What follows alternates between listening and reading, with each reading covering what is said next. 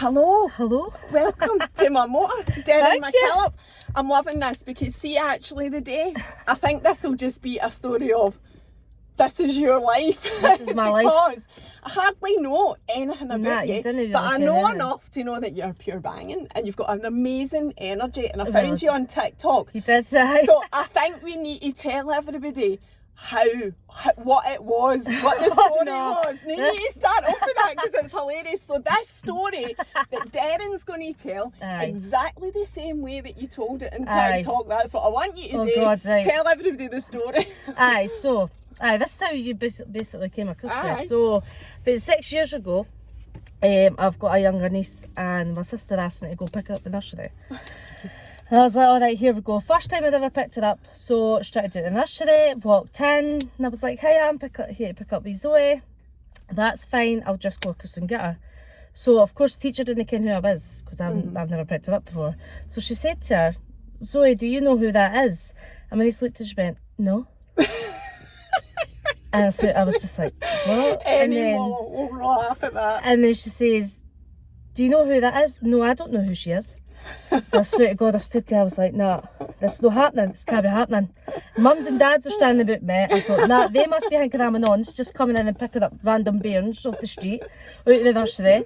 I was like, Zoe, you know who I am? No, I don't know you. I was like, nah, this is not happening. So the teacher comes back up to me, I was like, so sorry. I was like, oh, I'm her auntie. I was like, I promise you. She's like, no, that's fine. She's like, I'll need to go phone her mum. She's like, I'll need to give her a password and she'll phone you and you'll be able to take her. I was like, that's fine. So in the meantime, she came up to me and she's like, can we go? I'm like, we can't, because you've told them you didn't ken who I am. I know. I was like, go tell them who I am. She's like, no. I was like, nah. So she take me out to her bag and that, and she's like, can we just go? I says, no, we can't go. She says, because you told them you didn't ken who I am. I said, and this sounds really bad. It's real bad. I was like, look, if you tell them who I am, I'll buy you sweeties at the shop. And see, when I think back now, I'm like, that is the wrong thing to say. Especially when mums and dads standing behind me. And then, anyway, I'll take you to see my puppies. I'm like, anyway, that didn't work. So my phone, the teacher comes back, she says, look, I phoned her mum. She's got to phone you with a password. I was like, that's fine. So I'm waiting for this phone thing. So I answers the phone. Says, Zoe, my sister is buckled to the phone. Can he talk for laughing? I says, well, you hurry up and give me this password. She's like, it's zebra. I turned and I was like, password's zebra. She's like, that's fine, you can take her. I was my face is so laughing already. I was like, nah. And I walked to her, I was like, Zoe, why did you do that? She went, I thought it'd be funny. Is that what you thought? That was funny. And then she went, can we go to the shop for sweeties? I says, absolutely not. So she's gone right up that road. And when I turned up the road, my sister was buckled to the couch. I says, that is the first and last time I'm picking her up for the nursery. I've never picked her up since. And I saw that and I'm laughing and now my face is sore. And as a ma, like so many ma's will relate to that. And I know you're an auntie, but Wayne's are just as wide as the Clyde. God. And when you were telling the story on TikTok, I was thinking, that Wayne's just been enjoying herself. Oh, she has far too much in nursery, and that's why she said, I don't know her. I was like, I couldn't believe it. I was like, what's going on? You're mortified. Oh, but so, that was the story that made me connect to you, and then I found you on Instagram, and like you messaged me almost straight away. I was like, oh my God. I was like, you followed me? You're like, seen the video. I was like, God, would be that young. Took the opportunity straight away to say you need to come and chat, and so for that reason I know very little about you. I know that you're a singer. I am. In your spare time, that's what you're. It's not my. Well, it is a job as such. You do get paid for it. But you do. But you work. I work as over well. And above. So I just sing sort of every weekend when I can. So I've been to the pubs and clubs. I love it. Like. Is that, see that story, the TikTok story, did that go viral? A wee bit, it went a bit viral. Is that what got you your followers, or was it your singing? I got TikToks through lockdown, like sort of everybody else, and I just sort of been there. I've had a few viral videos, but nothing like sort of strenuous, but... Like what kind of things? Me and my best pal done like, kind of, we go to the shops and you do that, something you want each other to try, or their favourite drink. Was that got like 300, but he just went absolutely to town on me. He was like, something that reminds you of this person. I saw that. And it was like a picture of a cow. and then bleach. And then he called me a tart, but then he said there was a clean one with like Sephora, and I was like, I'm being nice here, getting you golden nuggets and that, and you're like destroying me, calling me a cow and that. But that was a trend at the time, it was a trend, aye. So I didn't really ken where it sort of spouted for. I mean, I've not got, like, my pals like say, oh, she's TikTok famous, and I'm like, I really am not. Like, it's just a coping way I got through. Lockdown, I think loads of us have used social media as a coping mechanism. It's definitely. actually a bit of your therapy. It is. I mean, I'm stuck on it too long, like at night. Oh, I know. Once you get sucked into it, I know. Like, I totally 20 minutes turned into 3 hours. I'm like, it's like 2 o'clock in the morning. Do I get to bed? No, I know. It's you can just get trap, drawn in. like, I know. Trap. So, and I know there's more to your life story, but I thought, let's just start at the beginning. Let's do what everybody does, start at the beginning. So we're in Edinburgh. Yes. And you can tell from your accent, you're definitely really, born and bred. Like, I'm really slang, like, it's... Like, you're not posh Edinburgh. Oh, no, nah. But no. that's all right. Everybody's welcome. That's fine. That's fine. I'm not posh Edinburgh, so it's fine. So tell us about your childhood, and I know that you've recently had a bit of a life change, but I'll let you tell that story as well. But tell us, just about your childhood and growing up. And is it just one sister that you've got? I've got one sister. There is a bit of an age gap. There's about 7 years between us, so we weren't close growing up, because obviously I was young and she was like that teenage years, like, can't be bothered with her. Just too so we used to bicker in that quite a bit, and then she moved out when she was 17 and I was only 10, so I was like golden child for the area. I got everything, the puppy and everything. She was raging. I thought, well, have you had the perfect life, Derryn? No, definitely no.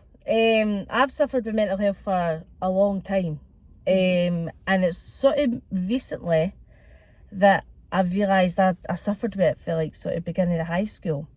But I guess I didn't really ken I did at the time, because mental health and that wasn't really spoken about when I started high school. Even at your age, you're just a young lassie. Like, honestly, I can't even like recall like, mental health being spoken about at the age of like 13, 14. What age are you now? I'm 28.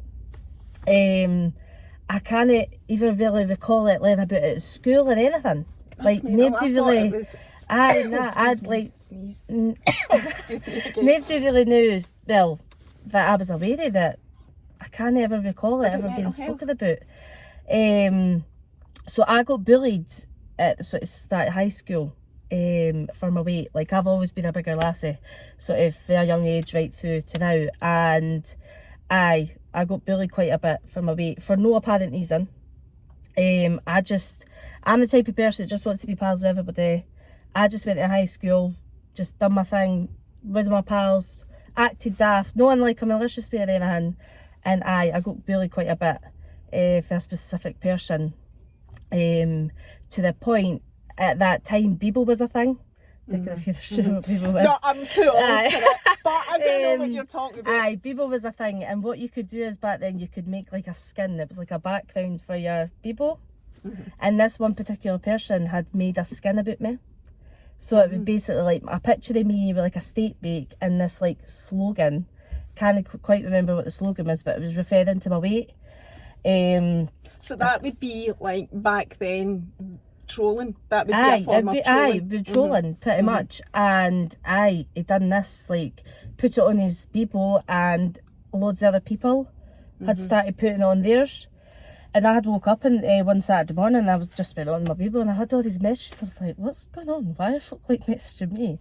They're like, you need to get on this person's Bebo, like he's done this, done that. Went on, and there it was. And I literally just burst into tears and I was like, why are they doing this to me? Like, I've not done anything. I didn't ken them. They went to a different primary school to me. Like, they didn't ken who I was. They just picked on me for my weight. I was an easy target as such. And what age were you? 14? So 13, 14, aye. So it was like first year of high school. So that would be your first experience of internet trolling then? Aye, And luckily it was really my last. Oh, that's good. But aye, my mum had phoned the police, and I can't really remember as such what, I think they obviously went to his house and things, and that was the sort of last I heard it was sort of for him. But then Is that how they managed it at that time? They would get the police involved? Well, my mum had phoned the police because she was like, "Nah, this is not happening." She says, "I'm not putting up with this. Like, you've just started high school, you're not going through this, like, for the next 4 years or 6 years, whatever, kind of, if you stay on with that." I says, "I didn't want to." I says, "I'm not having that." So I think they went and spoke to him, and obviously, I don't know, like, I can't really remember the outcome at his end, but it obviously all got taken down, and I think I got an apology. But then I started getting sort of bullied for an older guy, who was like years above, just like shouting stuff at me in the corridor when I passed them, or commenting on my Facebook. Like, I'm like, I've not done anything to you. Like, you didn't ken who I am. Like, honest, like, and it was so hard to deal with. And then luckily it just sort of died down, like, as I'd sort of got through school, which was fine. But obviously in myself, like, I was really struggling because I was always the bigger girl at my friends group, and, you know, like, going out and that, I hated the way I looked, and it played a massive part in my mind. Like, there was at times I didn't want to be here. And do you think those two incidents triggered that, or do you think they were already? I think it did definitely triggered it, 100%, because I used to just think, why is this happening to me? Like, I've not done nothing. Like, I've literally done absolutely fuck all to deserve this. I'm just going about my day-to-day life. But as I say, I was obviously just an easy target for them. God knows what was going on in their mind and why they thought it was alright, but I just took it. Well, I just took it. I wasn't going to be malicious back. I was just like, wasn't really much I could say. It's just no me as a person back then. That wasn't who I was. I was quite quiet. Like, I wasn't quiet in my friends group, but I was quiet, like, sort of to anybody else. And as I say, like, that sort of stopped, but obviously it triggered something in my mind. Like, I just, is this how folk, like, see me, like, as just this fat girl, like, and it really did play on my mind for years and years. And then you said there you wanted to end your own life. Did you have an episode? No, not at that time. Sort of later down the line I did. So that was, as I say, sort of started high school. I think that ran on to maybe about the end of second year, and then as I got into my third year, like, I suppose we sort of grow up a wee bit.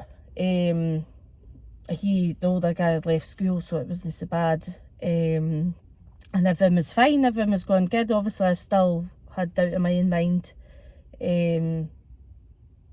like, how I was. But, and, you know, I did try dieting and things, but I'm not kidding what everybody says, it's fucking hard. It is so hard, like, and, like, I have tried to diet my whole life. I'm back on health kick, probably 3,056 and now, but I am feeling more determined than ever. But so then got through school, everything was fine, and then it wasn't until I was about 18, 19, I thought, that's when I started to hear about mental health and things like that, and I thought, right, there's something underlying here. Had you ever spoken to anybody about it until that point? No, right. I hadn't even spoken to anybody at this point. Right, okay. About 19, that's when I started to realise that something wasn't right. And then, because I've got this persona, it being like the jokey person, like, always want to make folk laugh and smile, I was thought, I can't let anybody see that, like, I got upset or that I'm, like, suffering or anything. So I suffered in silence for years, and I always used to doubt myself, like, being a good person, being a good friend. Even though I knew that I was, the mind obviously playing tricks would just be like, nah, you're not a good person, Derryn. Like, I don't know why you're trying to put on this persona, like, you're no this funny person. And it was really hard, like, it was, like, physically and mentally draining, because I used to, like, obviously go out with my pals and be this funny person and get them all laughing, and then see when I went home, I was like a lead balloon, just like, like, lying in my bed greeting at night, like, I can't keep this up, can't keep it up. But somehow I managed to. And then, so it wasn't until about 6 years ago that I actually spoke out about it. Wow. So that's when I was like 22. And the thing that sort of pushed me to do it, so my best pal, we've been best pals for, it'll be 24 years this year, since nursery. He sadly lost his mum to cancer 6 years ago, and like she was like my second mum. So at the time that it happened, I feel like I couldn't grieve because I automatically went into supportive mode. Like, I need to support him, I need to make sure he's alright. So I'd done that for months. She passed away in November, and I was just always there for him, making sure he was alright. Never really taking that time myself to grieve. So I thought, I didn't matter here, he's the main priority, because he is literally my number one. Above everybody. My mum and dad, like, he is my number one. And then in the March time, he went away to Blackpool with his dad and his auntie and things. And I did a couple of my pals round, mum and dad were out. And I was like, Kim, I'm going to have a drink. So I think it was a late vodka in my room. I was like, right, we'll just get this open. I didn't think they even had a drink that night. It was just me. We were literally, the mayor I was drinking, the mayor, it was like blood vomit coming out. I was like, I'm no coping. Like, I'm suffering. I've been suffering for years. Wow. And I think it just all, as I say, word vomit came splitting out to my pals, and they were like, Derryn, what the fuck? Like, why you've not came to us sooner? I was like, because I feel like I can't, like, I'm this bubbly person, you can't see this side of me. Like, nah, Derryn, you need to speak to somebody. I was like, I will. So then, about a week later, I walked into my work on a Monday morning, and I was like, I can't do this. So in the line of work that I was in at that time, I took social work calls, and I was taking calls of people asking for help, and I thought, how can I sit here and do this job when I can't even ask for help myself? And I messaged my boss. I was like, can you pull me in for the chat? This sounds like Love Island, eh? Pull me for the chat.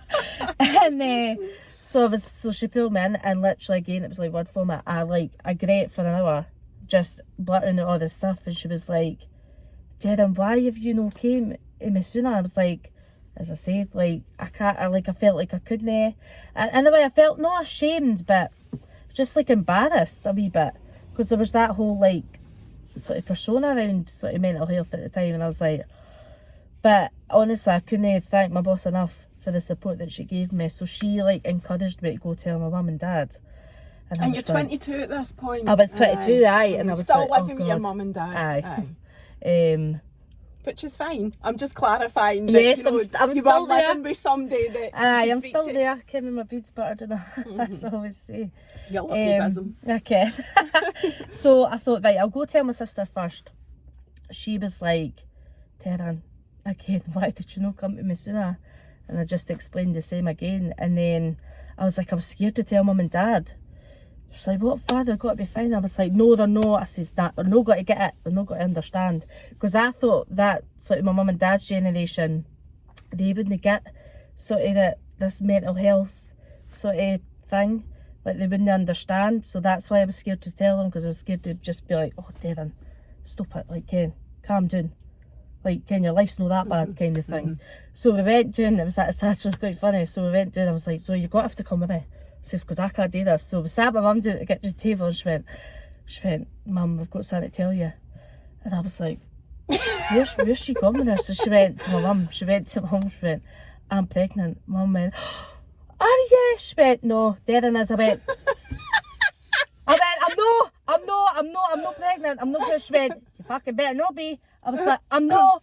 And then I was just like, I was like, I'm not happy. She was like, what? I was like, I'm not happy in myself. Like, I said, I've been suffering for years. And I started crying. She was like, where's all this came from? I was like, it just stemmed from, like, obviously when I was getting bullied at school. I says, and I just doubt myself as a person. She was like, Derryn, she says, you can come to me. I says, I can. I says, but I didn't think you would understand.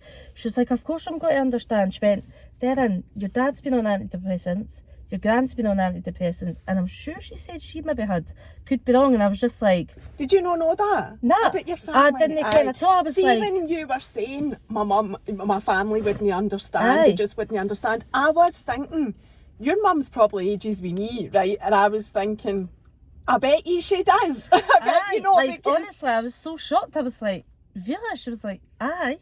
She was like, they were on them years ago. I was like, honestly, I felt like a weight had lifted off my shoulders. I was like, oh my God. I was like, well, it's like, why didn't I know getting this? She's like, well, it's not something I've really got to bring up to you. Like, oh, your dad was on that the basis of your gran. I was like, no, I get that.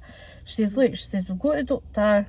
She says, we'll get some advice. She says, maybe you need to take some time off your work. I says, that's what my boss said. So I'd taken three months off. I went to the doctor and he had put me on tablets. I think it was fluoxetine to start with. And I wasn't really feeling any different with them. So he was like, look, we'll try you on something else. And it was sertraline, however you want to call it. So I was on them for months, but I didn't really feel they'd done much for me. So I just came off them. And everything was fine. I was talking to people, like my friends, family. My work had actually, they've got like a system, like you get 6 free sessions of counselling. So I went through all that, everything was fine.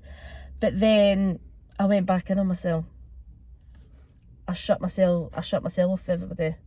And that, my mental health for everybody again. Was there a trigger for that? I can't say that there was a trigger as such. I think it was maybe, again, my mind playing tricks. I thought, oh, they're probably sick of hearing me blabbing on all the time.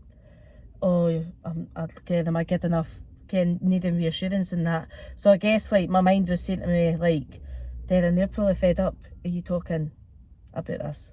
So I'd basically just shut myself down and I got myself in a really dark place. To the point where I actually tried to do something.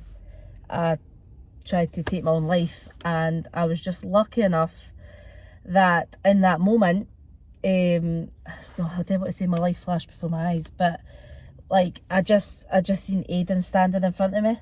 So basically I'd taken a load of tablets. Is Aidan your best friend? Aye. He was standing like literally in front of me and he was like, do this. And I just jumped up, ran to the toilet and just stuck my fingers to the throat and spewed every last one of them up. Well, what I could anyway. And if it wasn't for him coming across my mind, I didn't think I'd be sitting here today. And I just thought, I can't do that to Aidan. I've seen him lose his mum. I can't do this to him. Like, it'll absolutely break him.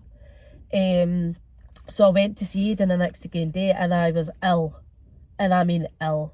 I looked like a piece of shit. I was pure white and I seen Aidan and he's like, what you done? I went, nothing. He went, what you done? He says, you've done something or you've tried to do something. I went, nothing.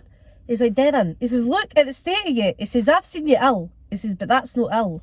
You've tried to do something last night. So I told him, he's like, why the fuck? He says, phone me. He says, like, speak to me. He says, Derryn, I'm here for you, like, no matter what. I says, I can. It was silly. So I went back to the doctor and he was like, look, we'll get you on medication. I was like, medication's not doing nothing. Like, I've tried it before. I just feel like it never done nothing. So then I went to counselling. And basically we just went through everything, done that for a couple of months, and I've been sort of in a goodish place. You know, you have your ups and your good days and your bad days, and I don't think that's a bad thing, but I still felt there was something weighing me down. And then I started to question my sexuality. So you're going to talk about that now, had you had any relationships like that? I know Aidan's your best friend and you've talked about your pals. Had you been in a relationship? No, sexual? I don't know, but that kind of... No, I had a boyfriend at the start of like, sort of through primary and like to sort of third year that was on and off, but it wasn't really like, it wasn't in love with anything. And I guess I always sort of struggled to find somebody.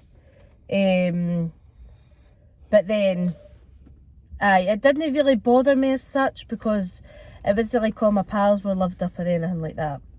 It wasn't until I got a wee bit older, maybe it did a wee bit, I was like, but then I used to look at them and they'd be like, oh Ken, arguing with them constantly, but like, I can't be bothered with that, I'm just here to live my life. So it didn't bother me as such, anything like that, but I guess I kind of had an inkling through the years. I thought, there's something like, men are they're not really doing it for me as such. So you had that thought? Aye, I had that thought for years, but I never really thought much of it. And then it was then till about a year before lockdown started, so about 2019, I thought, right, there's definitely something, like, it's no laddies that I'm interested. But I was scared to, I told Aidan, I says, look, I'm questioning it, and he's like, right, he says, that's fine, he says, because he's gay, I've got another gay pal, like, it's not as if, like, it's new to me or anything like that. So then, at the start of lockdown, I thought, nah, I says, it's definitely good. I says, I'm gay. I definitely am. Like, I'm a lesbian. Like, I just And you knew hadn't it. had any even female relationships? No by female that relationships point, at all. So it was during lockdown, and again, I was like, I felt like I started to tell my pals, and it was like the weight was slowly lifting off my shoulders. I was like, this is what's been weighing me down, I think, sort of deep down. And then I told my pals, and then it was the dreaded tell my mum and dad, and I was like, oh, here we go. See, before you tell me your mum and dad's story, did your pals say to you, was it that scenario They were of like, they knew, or did they not know? Some of them were like, kind of knew Derryn, like, because I've always sort of been a tomboyish, like, even growing up, played sports and that, like, never been like a proper girly girl. But a lot of them were shocked, and my pal Dale, he was like, I definitely knew. I've always knew. I'm like, you would say that. You're just saying that. But aye, the one they shot, they were so supportive, like, couldn't have asked for a better reaction for them all, like. Definitely so supportive. Some of them were like, oh, you're greedy. Because I came out as bi to start with. Aye. So I thought that'll maybe ease the... But did you know you weren't bi? Aye, I knew I wasn't, aye. But that was your way. It was just my way of doing it. And aye, so it was the dreaded. So I told my sister, she started crying. She was like, I've been waiting for you to tell me this. I was like, how did you get it? I didn't really care myself. She's like, I just knew. And she told my nieces, they were like, my oldest niece, she was like, I think that's cool. I was like, stop. Check you, the cool. I was like, yes. It's like, son. But aye, then it was the sort of dreaded question, like, dreaded conversation. To tell, aye, with my mum and dad. And honestly, I was fucking shitting myself. I was like, oh, not like, how's this got to go down? How much later from when you told your pals and you realised yourself? This was about, so I'd sort of knew sort of March time. I mean, now in lockdown, is this 2020? This is lockdown, this was lockdown start. And I was like, so I tell my pals like between the March and sort of June, and I never tell my mum to the end of July. And I was not. I was like, Zoe, you're going to have to come with me. Sister to the rescue again. The way she was like, I can't, I'm busy. I was like, well, I can't sit on this any longer. I says, I'm just going down the stair. I'm going to have to get this soon done. And I sat down, I was like, they were watching the telly. I can remember A&E was on the telly, and I'm going, and I'm like, I need to tell you something. My mum went, you're pregnant. I went, far from it. I says, look, I says, I like boys. I says, and I like girls. I was like, why said it like that? And they were like, Dad went, eh? I was like, oh no. And Mum was like, all right. She says, I kind of thought you were going to, this was going to come. I says, right. And she says, so she took it all right. I think it was obviously a bit of a shock for her, a wee bit. My dad didn't really say much at all. He just kept looking at the telly. It was a bit of a shock, and it wasn't the best reaction to start with. But then again, I kind of get it, like that sort of generation, like there's no something they're used to. Like I know people are like, oh, okay, that's terrible, they should keep up with the times and that, but I'm like, that's just the way they've sort of grown up, and I'm a firm believer in that, and I know that not everybody will agree that it is a shock for them. Like it's no their normal kind of thing. And you're okay. Listen, it's your story. Aye. You're all right to say that. That's fine. That's your experience. That's what their life is. That's what your life is. It's fine to say it. That's it. And you need to say it because there will be people that will relate to it. Aye. Coming out to your mum and dad. Aye. And I think obviously her, like my mum's thing was Ken grandparents. And I was like, look, it can still happen. Like Ken, it might not be Ken with a guy. I says, but Ken, it'll still sort of, it will come eventually. It's just got to have to happen a different way. It can be. I mean, there's, you'll know all of this. Aye. You can get donors. That's it. You do it yourself. That's it's like, I know that I spoke to Bobby, that she's the busker in Glasgow. All right, aye. They got a friend. Aye. I'm like, Aidan, you don't stand by. Get the turkey based on it. So this is it. This is what I was saying. I'm like, just be on standby just in case. So it was a big relief telling them. And it was hard to begin with. And what way? Tell us about that. If you're comfortable with it. It was just, I just felt like, are they all right with it? Because I never really had that reassurance to begin with that they were all right with it. They just sort of said, look, my mum just said, you like who you like. That's it. But I never really got that reassurance that it was all right. So I went up to my sister's. I was like, right, I'm away out. Can you do it at this house? She drove straight up to my sister's. As soon as I walked in the door, she's like, I'm using the phone. I was like, shocked. She says, look, she came on the phone, she says she feels bad. Maybe shouldn't have said the grandparents thing. I says, no, look, I get it. Totally get it with her. Like, Ken, it's a shock for her to hear, and I says, it's hard for me to even tell them. She says, honestly, she's no angry or anything like that. I was like, no, I ken she wouldn't be angry.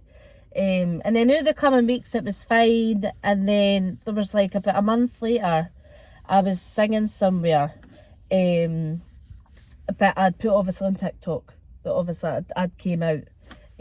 So obviously people got wind and things, and people were saying to my mum like, oh, Ken, that's good about Derryn. And I think once she heard all that support, she was like, right, like, this is fine. And then I was singing somewhere, and she actually stopped me in the corridor coming back to the toilet. She was like, look, Derryn, she says, I'm all right about this. She says, it'll take me a bit getting used to, Ken, if you get a girlfriend. She says, but me and your dad are all right about it. Aww. I says, that's fine. I says, that's what I was needing to hear. Because obviously I'd seen folk at that day, and they're like, Ken, it's so good that you've been able to do that. And I was like, Ken, it's just, I was like, Mum, it's a weight's lifted off my shoulders. She was like, no, I totally understand.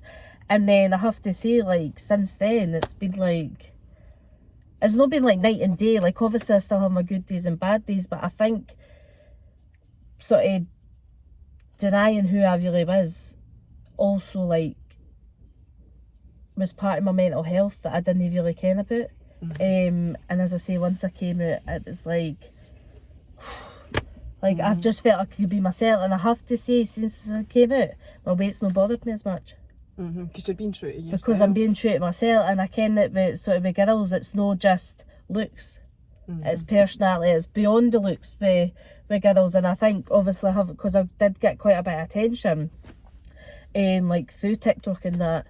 You've just reminded me of the TikTok that you did, and this ties in with what you're saying. Because I'm sure you've pinned it to the top of your page. It is hilarious.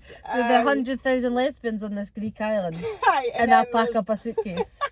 Was that a trend, or did you just make that up? I just made that up. Aye, so Derryn does this video. You explain it. So there's a TikTok, and it was like, there's 100,000 lesbians on this Greek island, and you stitch it. It's like a news broadcast. I can't remember. I didn't even watch the whole thing. I just seen that first bit. I was like, right, what can I do with this? There's something I could do.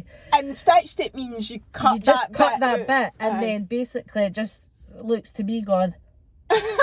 This idea, I pull out my suitcase, I grab a load of clothes, chuck them in, packs it, grabs my passport, and then I grab a ring out my cupboard that's in a box, and I'm like, and you just see me walking out the door with my sunglasses on. Off to the Greek island. Go to the Greek island where these lesbians are. So I have to say, like, coming out, like, it helped, like, myself, like, as I say, because with my weight, I found it really hard. But now, like, I just didn't give a fuck. I'm like, obviously I do want to be slimmer, but it's no stopping me from doing anything that I want to do. And like, I'm more confident now. Like, I dress how I want to dress. Like, what a difference. Because you're living true to yourself. 100%. As you say, you weren't completely aware your sexuality, but when you came out, you realised it was a massive 100%. factor to your it is, aye. mental And health. I guess I just kind of maybe just blocked that out for so long. So I thought that's the last thing I need to deal with. Aye. Like, that side of things. But aye, like, I mean, it's not been plain sailing. And I guess another reason why I wanted to come on here is because I want to get a message out about suicide awareness. So I didn't want to divulge too much into what happened, but it's more a message behind it. So back in 2021, I was seeing a girl and everything was going fine, and unfortunately she took her own life. She committed suicide. I was with her at the time. Jesus. And it was myself that found her. Aye, in the house. I had to sort of break my way into the house. I'd got like sort of suicide messages. And so she was crying out for help. I knew she had mental health and things. And try not to get upset. Like, it was one of the hardest things I've ever had to go through, like, totally and utterly.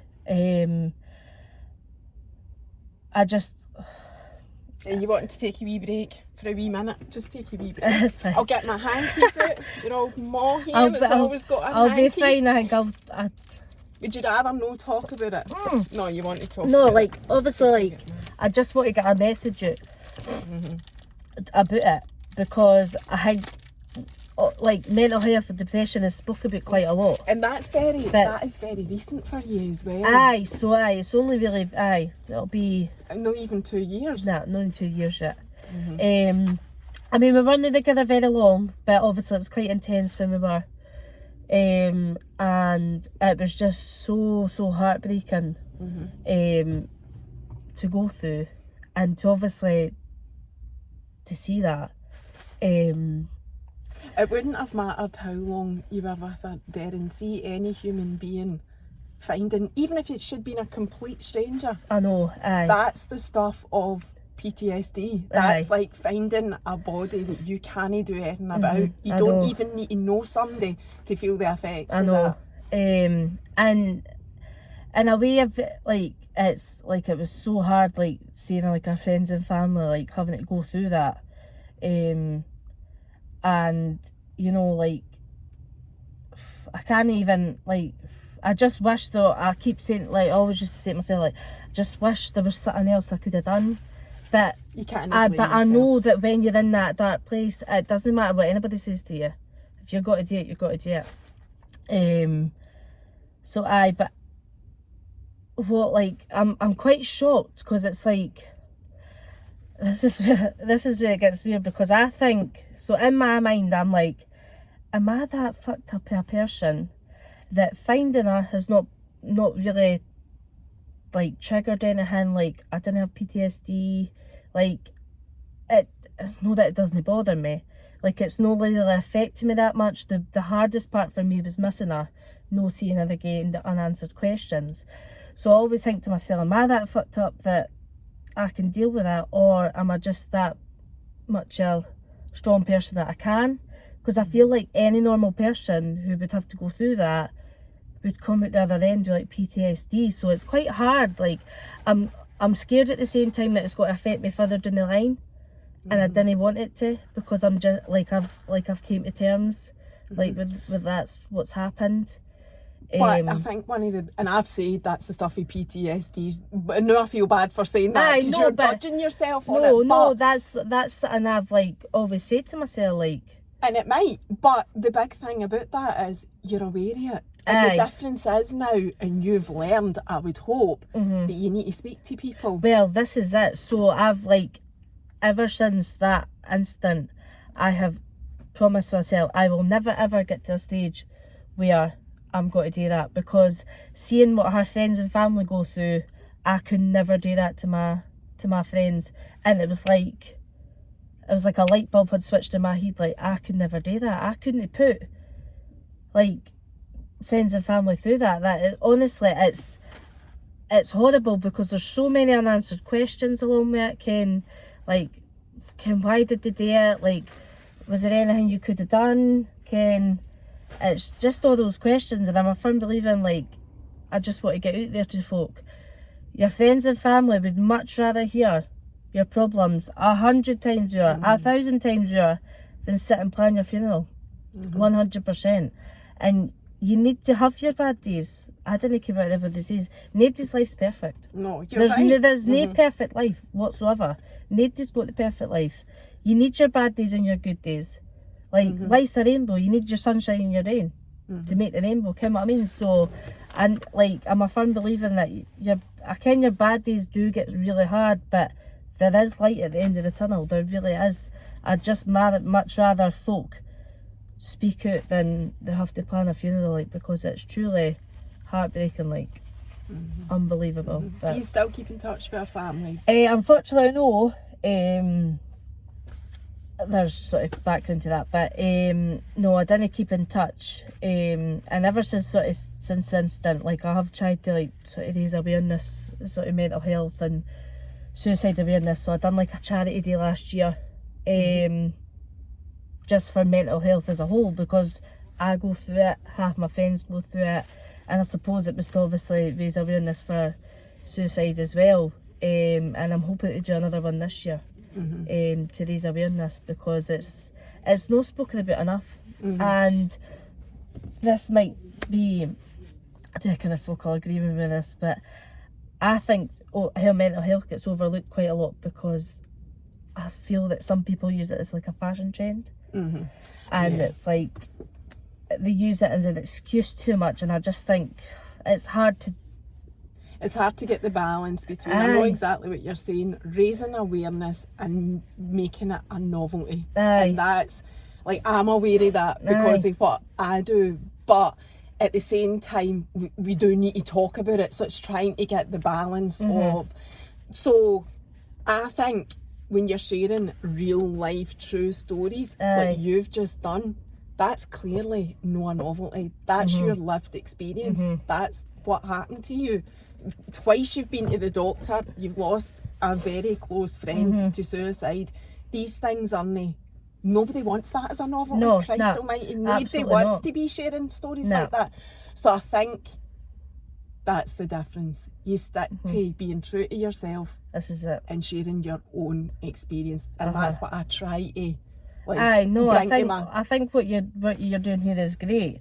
And I've been watching the podcasts and seeing everybody's stories. It's the strength that everybody has to, like, get through what they've been through. Like with the girl that had went through all that trauma with her ex-boyfriend. Like, her strength was Laura amazing. Honestly, like, amazing. Like, and I didn't think people give themselves enough credit for the strength they have in themselves. And that's, like, ever since that incident, like, I do, like, say to myself, like, Ken, I'm stronger than I let on that I am. Like, I know that I am, but obviously it's just tight. It's this here that honestly just knocks people for six. Like, and I think there's a big misunderstanding of standing up and saying I need help is one of the biggest, bravest things you can do. It is. But 100%. There's a misconception that, I don't know by whom, I think maybe by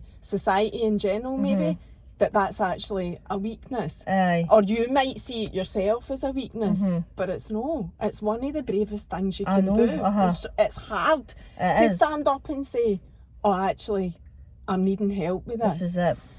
I just hope that it's getting easier for people to stand up and say, look, I need help. Because I know that back when I was younger, I found it really hard, but I think because mental health is getting spoke about so much more, I do hope that people are brave enough to stand up and say, look, I do need help. And I think the biggest thing is as well that you need to accept that you want help. It's all right just saying, I want help, but if you're not going to help yourself, then, you know, what's the point? It's just like if somebody's got an addiction or whatever, they need to want to help themselves before asking for it. So I'm a firm believer in that. And I just hope that, and as time goes on, mental health does get the recognition through, like, sort of NHS. And this is the thing, it's the services, and this is why I want to try raise money and awareness so that we can get funding for all these places so that we can help more people. Because that's a massive factor. Say your friend or your partner at the time, was she in a position of asking for help? Was that the scenario there? Or no? I think I'm just trying to think. I was aware of her sort of background and things like that. She didn't really have help as such, but I think she had like a lot of trauma in her life. But yeah, I don't think she wasn't receiving any help that I was aware about. So it was a lack of support. I think so, yeah. In the end. I don't know if it was a case that she was just she didn't want to ask for help. I don't know. Mm-hmm. I just wish there was more that I can do, and I did try my best at the time to obviously get her back and things. But you can't beat yourself up. I no. just want to ask you that. I don't want you thinking that you need to beat yourself up about it. Absolutely not. I don't want you leaving this car thinking that. No, of course not. So your big message, I want to come back and ask you another story, but I just want to make sure you're happy with the message that you want to put out there, and it is about, when you find yourself at rock bottom, and no, even at rock bottom, it could be before that. God, ideally it would be before that. Yes. That you reach out to anybody and say, I'm not doing well. No, because there is light at the end of the tunnel. Because I always say that as well. I lost somebody to suicide, and it was absolutely devastating. But I always think of that quote, I'd rather listen to your problems than attend your funeral. Yeah, totally agree with that. But just to go back, because we have got a wee 10 minutes, and I wanted to ask you about, like you said, your mum didn't know how she was fine with everything, that was fine, but she didn't know how she would handle it when you got a girlfriend. Now, you've clearly had a girlfriend. Yes. You're in a relationship now. Yes, I am. So I told her about the person I was with literally the week before, and then it happened. And then I've never really sort of divulged in anything after that. Then I met Shelley. That's who you're with now? Yes, that's who I'm with this now. It was actually through TikTok, believe it or not. Oh, was it? It was a wee TikTok. I actually just followed her. And then I thought, I'm going to message her. I never thought nothing there. Did you fancy her? I did, aye. And I was like, I'm just going to follow her. Did you know that she was gay before? Aye, because she had like the flags and that. And I was like, I'll just follow her, see what happens. And she followed me back. I was like, that's all right. I was like, did I message her? And I was like, okay, well, fuck it then. Just messaged her. Now, years ago, I would never have messaged anybody, but I reckon ever since I came out, I've got this new confidence about myself. Like, I'm just like, what? I'll message somebody. And then I messaged her, and she messaged back, and I thought, this'll no come to nothing. Does she live near you? She stays in Fife. Oh, right, that's not so it's bad. About an hour. Aye, it's not so, it took me 3 months to get her out on a date, by the way. I was like, I kept saying to my pals, I was like, I says, I don't care if I'm going to continue this, like. I says, this is just 3 months. Then she got out on a date, and we just literally seen, it's just ever since then, I just knew, and that was just 9 months past. Really? And so, when you actually very first, so telling your mum you had a girlfriend, was there a story to that? I'm trying to think, how did I tell her? Oh my God, this is terrible. How did I tell her? Can you not remember? No, I surely I would remember. Because I was thinking, if that's what your mum said to you, there must be a story about it. Maybe by the time that happened. I'm trying to think what she would have said. Oh my God, that's terrible. I can't remember. Well, I'm trying to think. Because I'd seen her a couple of times. Oh, no, I think I sat her down. And I was like, I'm seeing somebody. She was like, all right. I was like, she's like, where's she from? I was like, Fife. She went, Fife. I went, aye. She went, where about? I went, near leaving. She went, she's not from Methil. I was like, nah, she's not from Methil. So she stays again near leaving and that. She's like, all right. And then literally a week later, she was back at the bed. I was like, I taken her away to Glasgow for the night, and then I asked her to be my girlfriend. And I texted my mum and I was like, just to let you know, Shelley's now my girlfriend. She went, okay. And that was it. And then I went then I think it was a couple of weeks later, she was invited to my best pal's party for his birthday. And I thought, right, she's coming through, this is a prime opportunity to meet my mum and dad. And I was like, right, I says, my dad is a bit of a nutter. I says, he'll call you every name under the sun, like funny names, like, I can't even think off the top of my head. And I was for like, being a fifer, probably. Aye, is it that kind of thing? Fifers and then take far too much stick for that, and they do, like. And then I says, my mum's just as yours, she's like me. So I took her in, and my dad was like, all right, Shelby. I was like, Dad, it's Shelley. I was like, oh God, I was like, sorry Shelley. It's just like, so just, and everything was fine, and then they rounded up, they were like, so I hear you for Methil. I'm not for Methil! So it's been fine, and they get on great, Ken, like, she doesn't see them a lot, because I'm always through her way, because I'm the one that drives. Aye. But they've been absolutely fine, and Ken, it is what it is, like, aye. And they love her, they really like her, so that's what I hope for. I'm glad it's all worked out well for you. And just the final thing that I want to ask you then is just, like, your mental health now, things that you do, stuff that you could share maybe that you do to manage, because you've said already you don't live in a perfect world where none of us do, where you're feeling great all the time, your bad days and good days. Is there any kind of things, because you have tried medication, you've been open about that as well, but is there any kind of things that you do that works for you or that you would recommend? Personally, I didn't like to sort of mop about the house. I like to get up and go. That's, you can go to my gran's, like, it's very rarely that I'm lying about in my bed every day, and I think if you're feeling down, I think the best thing to do is try get up and just do something, take yourself a walk. I mean, I try go see different people, I'm here there just getting out, just getting out and seeing folk and just talking to them, and I think my singing has helped a lot. I haven't asked you about that. How did you get into that? Because I was going to say, give a wee song. Would you do that? No singers ever do it when they get into my Oh, can't. You can go my TikTok. You'll see my singing there. Look at you getting all shut. Again, didn't it? Honestly, ask me, I'll not push you. In front of 10,000 folk, I'll do it. Ask me to sing in a car in front. No, honestly, it's weird. Like, so my papa was a singer. He was quite a famous Scottish singer. Years and years ago, like in the Scottish What was he music. called? We'll need to Google it. Bobby Colgan. Right. Well, he's on iTunes and that. It's weird. Aye, so he was in, like, if folk are into Scottish music, he played in the band with Jimmy Shand and all that. So it was for there. He sort of sang all his life.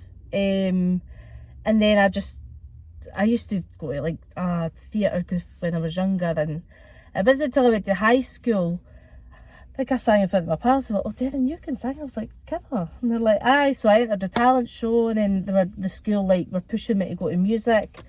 And it's just went for there. Like, I just used to just sing in talent shows. I've tried, like, X Factor, The Voice, and Britain's Got Talent. Aye. But see, with all these shows, all the acts are scouted. Ken, they're all hand-picked, so they've all been... It's very... it's already planned who's going to get through. 100%. Like, it's very rare that, like, sort of members of the public get just through. Just totally random get through. But I went away and tried them all and things like that. I've been in Edinburgh's Got Talent, sang at the Festival Theatre. And it just sort of stemmed from there. I used to just do a lot of charity days, like on a Sunday, sort of locally, and then it was just sort of the year before lockdown. I thought, I want to try sort of do this myself, like do my own sort of wee shows. So now that's what I do, just sing in the pubs and clubs. You get hired at the weekends for that. And I absolutely love it. And that's a no better feeling. See if I can get a room full of folk on a dance floor, like, I'm happy. Totally. And if I could do it full time, I would. But it's hard because obviously it takes up your weekend. But I just tell my pals to come along, but they're probably sick of hearing me, like, sick of the same songs. But that's one of your... No, it's the classics that I've got, like, my signature song is I'm Alive, Celine Dion. That's right, I saw that. I get asked to sing it everywhere I go. It's always my last song. It's an amazing song, that. It's good. It gets everybody up. It gets everybody feeling good. And you don't want... I don't think... If you came to an event of mine, I wouldn't be wanting any new stuff or whatever. It'd be the classics that I'm going, but I'm an old woman, so that's why. Honestly, that's all I sing. I think the most up-to-date song I sing is Pal on the Teeny 10 out of 10. That's probably the most up-to-date in a day. It's all Ken 60s, 70s, disco, Motown and all that. That's what gets everybody up dancing. Ken, like... I do a couple of slow-ins just to sort of start the night, but then I'm just like... Even the balance, I get it going. Aye, I love just... honestly, there's no better feeling like... Aye. I'd love to do it like... for you. Aye, see if I could get my singing to take off, I could like... And I try to post it as much like on TikTok, but it's just trying to get the right sort of songs for folk that they're going to listen to. It's hard because I'm no used to really singing slower songs and that. I'm really like a... You're an upbeat, aye. Aye, so I do need to try and get folk to video me better when I'm singing so I can post them up rather than just sort of stand in my room. No, they're good though. I'm not going to force you to do it. You will be able to see Derryn singing on our TikTok. I'll tag your TikTok as well. Derryn, thank you so much for coming to this. This is your life. See what you said that? Amazing. My papa had This Is Your Life. They actually I was smiling early when you said it, Derryn, This Is Your Life. Years ago, my papa, because obviously my papa's had this big life. Aye. They'd done this surprise for them and it was like, they had all the family, friends. They did This Is Your Life. And they were like, Bobby, this is your life. Oh, wow. And somebody read out a book and it was just when you said that at the beginning. I was like, oh, wow. What's the chances for saying that? I know, that's mental. I love that. So aye. But listen, that's a nice touch. I'll tag your TikTok so people can see you're singing anyway. But thanks. No, thank you for having me. I think it's great what you do here. Thanks very much. Continue doing it. Thank you. See you later. Thank you. Bye.